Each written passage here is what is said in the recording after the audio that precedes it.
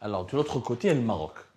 Beaucoup de dirigeants algériens, dans le discours officiel comme dans le discours officieux, lient les crises ou les épisodes de crise qui opposent l'Algérie à des pays africains à du lobbying marocain qui serait en train de manœuvrer secrètement dans les coulisses pour, dans le cas de la rivalité, vous connaissez certainement les problématiques de la rivalité algéro-marocaine, les sources du conflit, le Sahara occidental, les problèmes.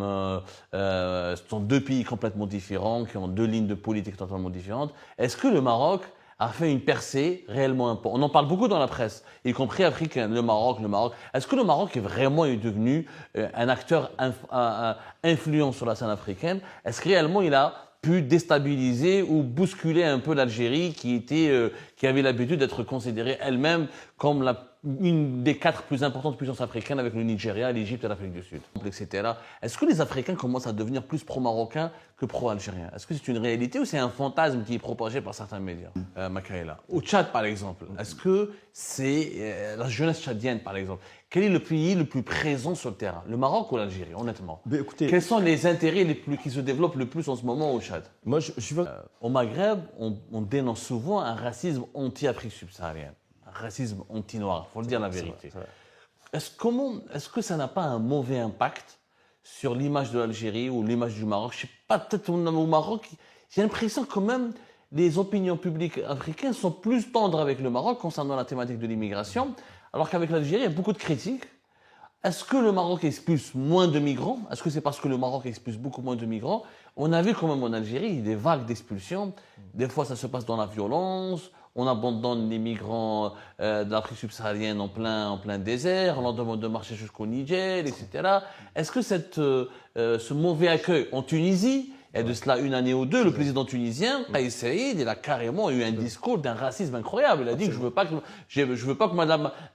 la composition démographique de la Tunisie change, etc. C'est-à-dire il a même utilisé les thèses de l'extrême droite européenne, le fameux grand remplacement.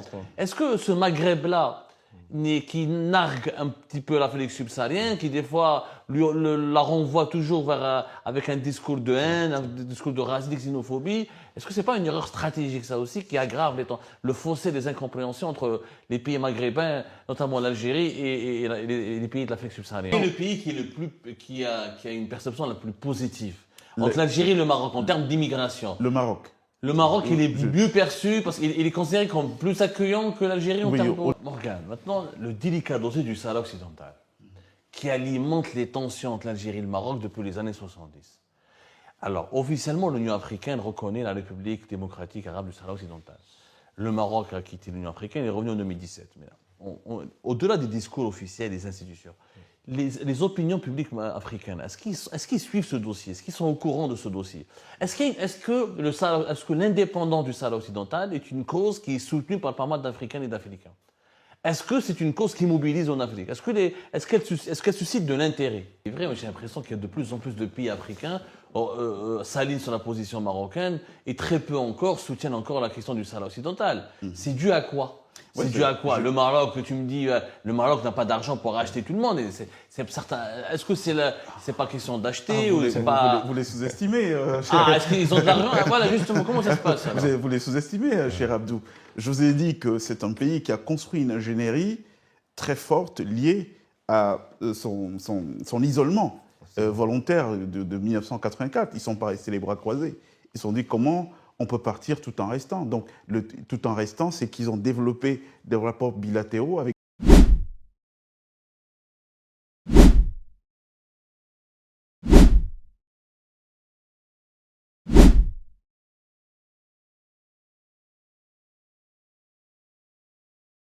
Alors, de l'autre côté, il y a le Maroc.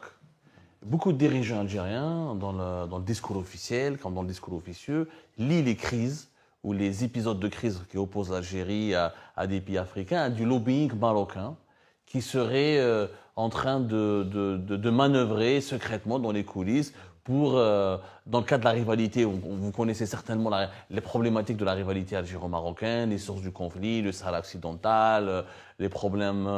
ce sont deux pays complètement différents, qui ont deux lignes de politique totalement différentes. Est-ce que le Maroc a fait une percée réellement importante. On en parle beaucoup dans la presse, y compris africaine, le Maroc, le Maroc. Est-ce que le Maroc est vraiment devenu un acteur influent sur la scène africaine? Est-ce que réellement il a pu déstabiliser ou bousculer un peu l'Algérie qui avait l'habitude d'être considérée elle-même comme une des 4 plus importantes puissances africaines avec le Nigeria, l'Égypte et l'Afrique du Sud? Oui, le Maroc a fait une percée et ça peut s'expliquer de manière quand on convoque l'histoire. On se souvient qu'en 84, quand le Maroc décide de claquer la porte de l'Union africaine, c'était l'OIA à l'époque. C'est motivé par quoi? C'est motivé par cette querelle territoriale et l'histoire du Sahara occidental que tu as bien fait de rappeler tout à l'heure. Et donc, c'est un pays qui est parti sur 33 ans d'isolement. Donc après, il fallait une stratégie pour ne pas être complètement écarté du jeu. La stratégie du Maroc a été de développer des relations bilatérales avec les pays, ce qui peut donc être considéré aujourd'hui comme une puissance de lobbying, un savoir-faire, et que donc le bilatéral qui a été utilisé comme un levier avec un certain succès. Notre frère Makaïla parlait tout à l'heure de l'éducation, de ces bourses que l'Algérie a dû apporter. Effectivement, aujourd'hui, on le voit, que c'est l'un des leviers aussi par lesquels on passe pour participer à la formation de la future élite des pays. Et c'est pour ça qu'on peut voir. Donc, sur la question de la prégnance du Maroc dans les pays d'Afrique subsaharienne, et je peux expliquer ça par ce problème conjoncturel, c'est-à-dire qu'en 1984, ils se retirent, mais ils ne peuvent pas rester complètement à l'écart, donc ils développent des relations B2B avec d'autres États africains, et la coopération doit bien être portée par des sujets concrets. Et dans le cadre du Maroc, ils sont attaqués à l'économique, l'agriculture. On a aujourd'hui tout un pôle bancaire africain, Banque Assurance, qui a émergé et qui bat pavillon. Donc ils sont allés sur ces questions pratique, là où on peut noter un recul de l'Algérie, parce que l'Algérie elle a joué un rôle déterminant dans la période de décolonisation, en se positionnant notamment sur toutes les questions qu'on a évoquées tout à l'heure, mais je ne sais pas à quoi c'est lié ces dernières années, en tout cas ces dernières décennies. Elle est un tout petit peu absente de l'économie au moment où aujourd'hui en Afrique, il y a une vraie demande sociale, on a beaucoup de pays qui sont paupérisés et qui sont en attente de solutions concrètes. Alors, Makaïla, le Maroc. Est-ce que le Maroc est devenu aujourd'hui l'équivalent de l'Algérie? Est-ce que le Maroc arrive à concurrencer l'Algérie dans les régions, notamment dans le Sahel, au Tchad par exemple? Est-ce que les Africains commencent à devenir plus pro-marocains que pro-algériens? Est-ce que c'est une réalité ou c'est un fantasme qui est propagé par certains médias? Effectivement, Abdou, le Maroc développe un soft power qui, effectivement, essaie d'envahir l'Afrique, le Sud-Sahara, l'Afrique au Sud-Sahara, et qui est devant, je ne sais pas, je peux expliquer un peu de retard par rapport aux Algériens. Quand on voit un peu, quand toi tu as été à Dakar avec moi, quand tu vois la présence, effectivement, l'avenue Mohamed V ou Mohamed VI à Dakar, quand tu vois un peu la présence des Marocains à Abidjan, etc., montre effectivement qu'ils ont commencé à prendre de l'avance sur l'Algérie. Alors qu'on a l'impression que l'Algérie, dans les années 60, était quand même beaucoup plutôt présente par des moyens financiers, par une présence diplomatique et politique. Mais ces derniers temps, on a l'impression que, soit pour une stratégie locale propre aux Algériens qui ont voulu pas du tout être présents sur le continent africain, notamment de l'Afrique centrale jusqu'au Sahel, ou bien c'est une stratégie de voir comment les Marocains vont pénétrer le marché africain. Et c'est ce à quoi nous assistons. Mais toujours est-il que moi, j'ai remarqué, que ce soit en Djamena, à Bamako, à Dakar ou un peu partout, la présence de l'ambassade algérienne ou bien des ambassades algériennes et des investisseurs algériens existe, mais de moindres poids par rapport aux Marocains. Et là, c'est ce que nous avons toujours tendance à demander effectivement à l'Algérie, pourquoi ces reculs par rapport au Maroc. Est-ce que le Maroc a changé une stratégie beaucoup plus agressive, diplomatiquement parlant, pour envahir, pour effectivement être plus dominant sur le terrain, ou bien c'est un choix que l'Algérie lui-même... Ça, je pense qu'il y a une question qui mérite d'être posée plutôt au ministre algérien des Affaires étrangères, qui a un observateur comme nous autres. Mais toujours est-il que nous avons constaté depuis un certain temps une présence massive du Maroc en termes diplomatiques, mais cela n'exclut pas que l'Algérie aussi a son rôle à jouer sur le continent africain, parce qu'en fait, elle a des rapports assez historiques avec les. Justement, Morgan, est-ce que c'est pas le business qui explique tout? Est-ce que c'est pas l'Algérie peut-être? Moi, c'est ce que je dis dans mes critiques souvent dans mes émissions. Je dis que nos dirigeants croient que les Africains n'ont besoin que de slogans politiques. Est-ce que peut-être l'Algérie devrait se réveiller et comprendre qu'aujourd'hui les Africains sont des consommateurs aussi, ils ont besoin d'emploi, ils ont besoin de voitures, ils ont besoin de logements, ils ont besoin de faire du business, et qu'on ne parle pas assez business aux Africains, et que les pays qui ne parlent pas assez business aux Africains commencent à désintéresser ou commencent à repousser les Africains. Parce que les Africains aujourd'hui s'intéressent beaucoup au business. C'est une vérité ou pas ce que je dis? Oui, moi je vais être très bref d'ailleurs dans la réponse de cette question. Makaïla en parlait tout à l'heure. Tout le monde s'accorde sur l'excellence de la diplomatie algérienne. Hein. Ils sont comptés, les diplomates algériens, comme étant les meilleurs dans le monde. La seule problématique, c'est qu'ils se sont contentés de faire de la diplomatie sur les questions géopolitiques, mais je crois qu'il y a autre chose que l'Algérie peut embrasser désormais, c'est la diplomatie économique, en tout cas une diplomatie économique très offensive. C'est-à-dire, qu'est-ce que ça veut dire dans la diplomatie économique? Explique-nous, Morgan, donne-nous des exemples. Alors, je vous ai parlé tout à l'heure, je vous disais que quand vous voyez un peu la percée du Maroc en Afrique, les télécoms, la banque, tous les domaines concrets qui voient des investissements directs. L'Algérie, c'est un pays très riche, tout le monde le sait.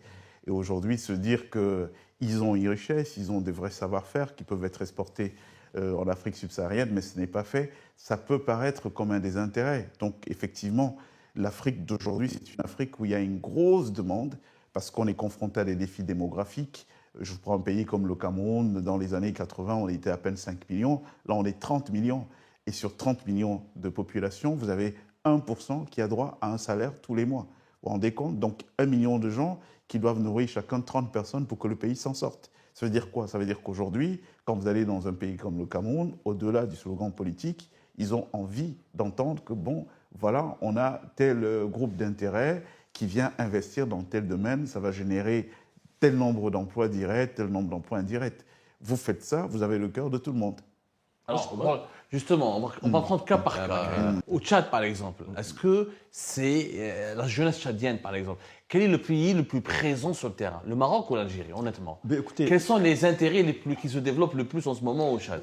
Pour le moment, au Tchad, moi, je pense que les deux pays s'équivalent sur le terrain diplomatique et sur le terrain, mais pas sur le terrain économique. Parce qu'en fait, tout ce qui est bien, etc., ne sont pas acheminés depuis le Maroc ni depuis l'Algérie vers le Tchad. Et c'est ça qu'ils sont restés dans un cadre plutôt politique que dans un cadre économique. Or, aujourd'hui, l'économie, les gens disent souvent, les économistes disent, faites-moi de la bonne politique, je vous ferai de la bonne économie. Les Algériens, au lieu de dire, effectivement, exploiter ces terrains vides, tu l'as évoqué tout à l'heure, les Africains ont besoin, les pays au sud du Sahara ont besoin de logements, ont besoin effectivement des voitures. Les Algériens ont une technologie de pointe, ils peuvent quand même transférer effectivement la technologie dans ces pays, implanter. Et tu as évoqué la question de la bancarisation du continent à travers le Maroc. L'Algérie avait les moyens également de le faire. Mais j'ai l'impression que c'est la faute revient effectivement à l'Algérie qui n'a pas pu exploiter des opportunités économiques vis-à-vis des pays africains. Mais c'est l'occasion ou jamais d'en débattre et de proposer d'alternatives à cela. L'Algérie aurait dû également, Abdou,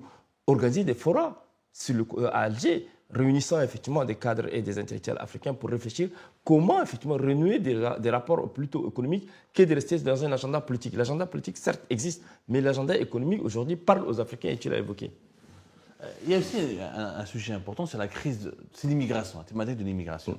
Au Maghreb, on dénonce souvent un racisme anti-Afrique subsaharienne, un racisme anti-noir, il faut le dire la vérité.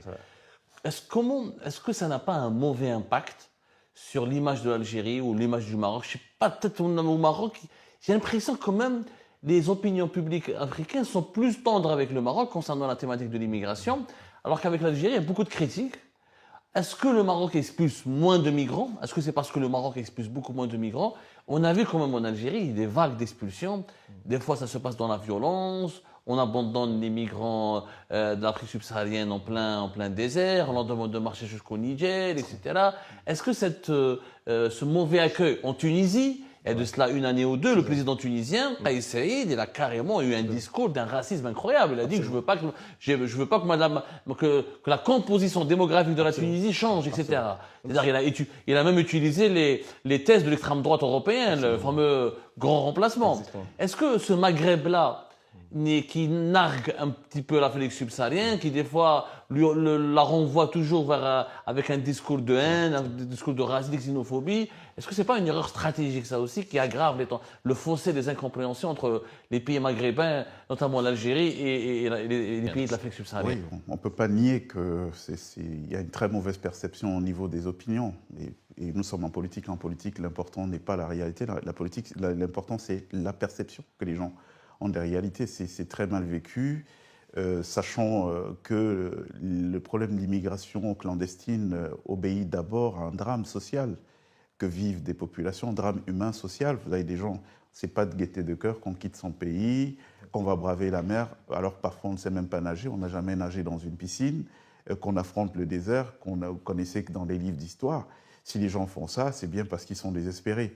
Et donc de savoir pour les familles qui fondent parfois des espoirs sur des parcours comme ceux-là, qu'aux portes de l'Europe, ils sont rembarrés, peut-être violemment, les gens meurent, effectivement que ça ne contribue pas à améliorer le soft power. On est d'accord à ce niveau. Mais je pense que sur la perception de l'Algérie, c'est pour ça que je crois qu'il y a vraiment quelque chose à faire. Parce que, vous voyez, aujourd'hui, le Maroc est perçu comme un hub aérien, avec un vrai maillage sur l'Afrique. L'Algérie a les moyens d'avoir aussi une compagnie Air Algérie, vraiment densifiée avec une vraie flotte, faisant aussi d'Alger le carrefour qu'il était hier. Parce que Alger était un véritable carrefour hier.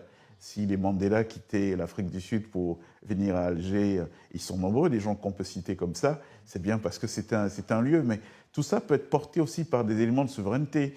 Je parle de compagnie aérienne, faire d'Alger la capitale par laquelle on transite pour aller un peu partout. Même Kadhafi avait réussi à le faire avec Afriquia, à l'époque, en faisant des billets d'avion très accessibles, très démocratisés.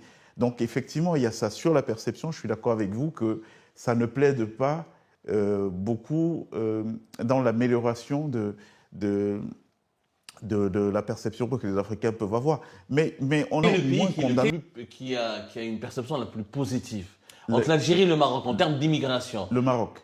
Le Maroc, il est mieux perçu parce qu'il est considéré comme plus accueillant que l'Algérie. Au niveau des opinions, oui. Au niveau des opinions, la preuve, vous verrez beaucoup de démarches d'immigration, des démarches migratoires de subsahariens vers le Maroc. Ce qui est pas le... Moi, je rencontre rarement des gens qui me disent, bon, le Maroc, la Tunisie, mais je rencontre rarement des gens qui disent, bon, je quitte l'Afrique, je vais en Algérie, c'est un peu rare. Vous trouverez beaucoup plus des profils d'étudiants, par exemple, qui sont concentrés dans la région, en Kabylie, là-bas. Et puis, oui, le reste du temps, vous entendrez beaucoup parler du Maroc et puis de la Tunisie. Est-ce que Makaël, est-ce que tu es d'accord? Est-ce qu'au niveau de la problématique de l'immigration, de l'accueil ou de la persécution, de mauvais accueil, des mauvais traitements, bon, la Libye, elle est à part. Le Tchad connaît bien la Libye est devenue un enfer pour les migrants subsahariens. On parle de cas d'esclavage, on parle de cas de traite carrément des êtres humains, etc. Mais entre l'Algérie et le Maroc, est-ce qu'il y a une perception plus positive à l'égard de l'Algérie ou plutôt à l'égard du Maroc? Abdou, moi j'apprécie effectivement que tu aies soulevé cette question problématique qui est l'immigration irrégulière, qui fait effectivement débat, qui lie effectivement l'Europe, le pays au sud du Sahara et avec le point de passage qui est le Maghreb. Et que le Maghreb est devenu un passage obligé pour ces migrants qui fuient effectivement la guerre civile, qui fuient le conflit politique. Et l'Algérie qui est un point de passage, et tu l'as évoqué tout à l'heure. Le fait de jeter des migrants au Sahara a milité en défaveur, effectivement, de l'image de l'Algérie et de sa réputation diplomatique, bien que nous autres qui sommes très lucides. Et je voudrais vous surprendre. Récemment, j'étais avec un Algérien qui me déposait à Paris. Il me dit, effectivement, lui, il a employé à Alger, on ne sait pas, Alger, autour d'Alger, des migrants avec lesquels il les a employés. Il les traite bien. Et là, ça contraste avec ce que certains pensent que le Maroc. Mais on a l'impression qu'effectivement, l'Algérie, en expulsant des migrants, veut le Sahara et sans que la société civile algérienne soit dynamique et soit alertée, ça pose effectivement problème à son image. Donc moi, je pense que la perception, effectivement, les gens pensent qu'on entend rarement que des Marocains aient expulsé vers le Sahara des migrants. Mais par contre, en 2005, je pense, les Marocains avaient effectivement expulsé des migrants qui tentaient d'aller en Espagne.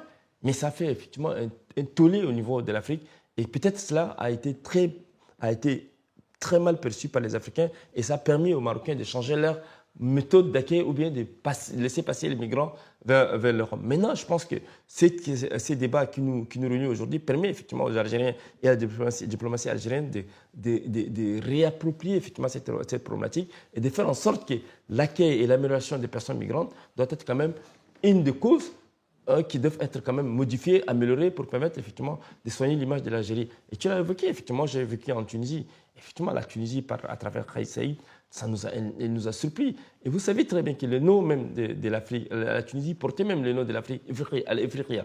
Ifriqiya, en fait, c'est à partir de la Tunisie qu'on a donné le nom à l'Afrique. Donc les Africains, quand ils sont en Tunisie, ils doivent se sentir chez eux. Mais on a l'impression que les nouvelles autorités tunisiennes n'ont pas quand même fait preuve de bon sens en accueillant des migrants. Maintenant, pour revenir sur la question algérienne, je pense que l'Algérie a encore une chance parce qu'en fait, ces derniers temps, on a constaté que les expulsions ont diminué entre l'Algérie et le Sahara au nord, effectivement, au nord du Niger et au nord du Mali. Donc, c'est dû au fait, effectivement, à ce travail de sensibilisation des médias et de la société civile qui essaient de faire comprendre, effectivement, à la politique algérienne sur la question migratoire qu'il faut absolument que l'accueil doit être amélioré et que les conditions effectivement, de transit soient des conditions humaines. Morgane, maintenant, le délicat dossier du Sahara occidental, qui alimente les tensions entre l'Algérie et le Maroc depuis les années 70.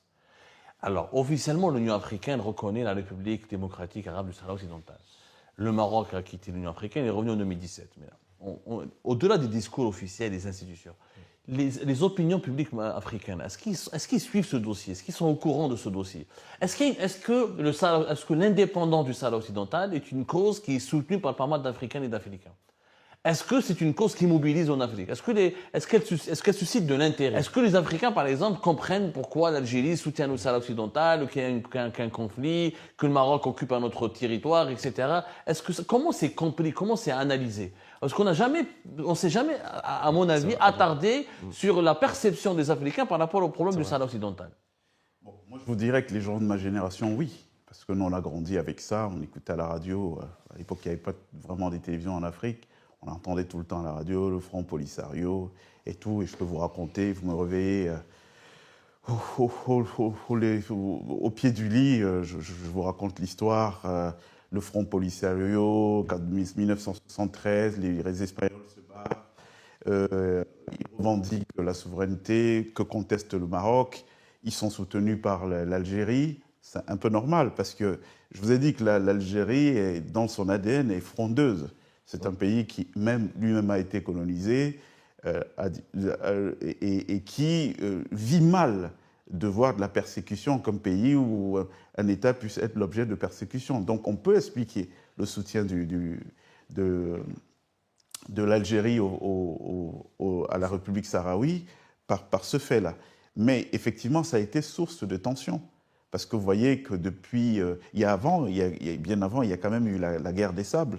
Ouais. En 1963, le problème de territorialité, parce que c'est des choses qui n'étaient pas très clarifiées avec les Français qui n'ont pas bien délimité les frontières de leur colonie à l'époque. Donc il y a eu cette guerre de 63. Et d'ailleurs, on parlait tout à l'heure du Mali, c'est un peu ironique parce que parmi les pays, en plus de l'OUA, en plus de la Ligue arabe, parmi les pays qui à l'époque avaient fait asseoir les deux pour arriver il y avait le Mali et puis l'Égypte. Donc effectivement, dans notre temps, donc les gens de ma génération, c'est un conflit qui était très présent et qui a tatoué les mémoires irrémédiablement. Mais aujourd'hui, on en parle de moins en moins. D'ailleurs, on a vu des pays qui étaient soutiens hier du Sahara occidental se désengager sous la pression de la diplomatie marocaine. Je vous parlais tout à l'heure du bilatéral. Comment ça se fait alors? Les Africains se désintéressent de ce conflit? C'est ce que je viens de vous dire, que les gens de ma génération, oui, on était parfaitement informés de ce conflit, mais aujourd'hui de moins en moins. Aujourd'hui, vous verrez que ça se deal au niveau des chancelleries, des hautes chancelleries. Pourquoi? Parce que vous avez des gens de ma génération qui sont aux affaires et qui ont été imprégnés. Je vous prends un exemple simple, la Guinée-Bissau et puis le Cap-Vert à l'époque avec le PAIGC d'Amical Cabral, ils ont été soutenus par l'Algérie dans leur lutte pour faire partir les Portugais. Mais aujourd'hui, c'est très très bizarre, la Guinée-Bissau est alignée sur les positions marocaines. Le lobbying dont on parlait tout à l'heure et le pragmatisme politique qui veut que d'abord qu'on se préoccupe de savoir qu'est-ce qu'on mange le soir, en fin de journée. C'est vrai, mais j'ai l'impression qu'il y a de plus en plus de pays africains s'alignent sur la position marocaine et très peu encore soutiennent encore la question du Sahara occidental. C'est dû à quoi? C'est dû à quoi? Le Maroc, tu me dis, le Maroc n'a pas d'argent pour racheter tout le monde. C'est certain. Est-ce que c'est pas question d'acheter ou c'est pas... Vous les sous-estimez. Est-ce qu'ils ont de l'argent? Voilà, justement, comment ça se passe alors? Vous les sous-estimez, cher Abdou. Je vous ai dit que c'est un pays qui a construit une ingénierie très forte liée à son isolement volontaire de 1984. Ils ne sont pas restés les bras croisés. Ils se sont dit comment on peut partir tout en restant. Donc, tout en restant, c'est qu'ils ont développé des rapports bilatéraux. Et je vous ai dit que quiconque comprend aujourd'hui que la demande sociale est le problème prioritaire en Afrique, quiconque comprend ça a gagné l'Afrique. Il ne faut pas sous-estimer. Je viens de vous prendre un exemple. La Guinée-Bissau, le Cap-Vert ont été aidés par l'Algérie dans leur guerre de décolonisation contre le Portugal. À la base, ils étaient alignés sur les positions algériennes, sur la question du Sahara occidental. Mais aujourd'hui, ils ont basculé, ils ont retiré leur soutien au Sahara occidental. Et je crois qu'ils font partie des pays qui ont ouvert un consulat à Dakhla. Et donc, c'est une prise de position très claire. Et vous me demanderez, mais pourquoi ça? Mais pourquoi ça? Parce que la Guinée-Bissau a des problèmes, a besoin d'investisseurs, a besoin de gens qui ramènent de l'argent. À un moment donné, quand même, la politique est commandée. Le Maroc a pu répondre à ces préoccupations-là? Par exemple, oui. Mais je pense que... Vous voyez des banques marocaines partout, à Tidjari, la BMCE, rentrer dans le capital, le gros des... Vous prenez un pays comme le Cameroun, l'ancienne société camerounaise des banques, aujourd'hui rachetée par Attijari, banque, je peux vous en citer, des cas comme ça à l'appel. Et je vous ai dit que ne perdez pas de vue que cette question, aujourd'hui, elle est élitiste. Ça veut dire que c'est une question qui touche pas les opinions populaires. Le sommet. Hein. Ouais, qui touche le sommet. Parce que le sommet, c'est les gens de notre génération qui ont vécu ce conflit-là quand il était vraiment tout chaud, avant qu'aujourd'hui qu'il tiédisse un tout petit peu.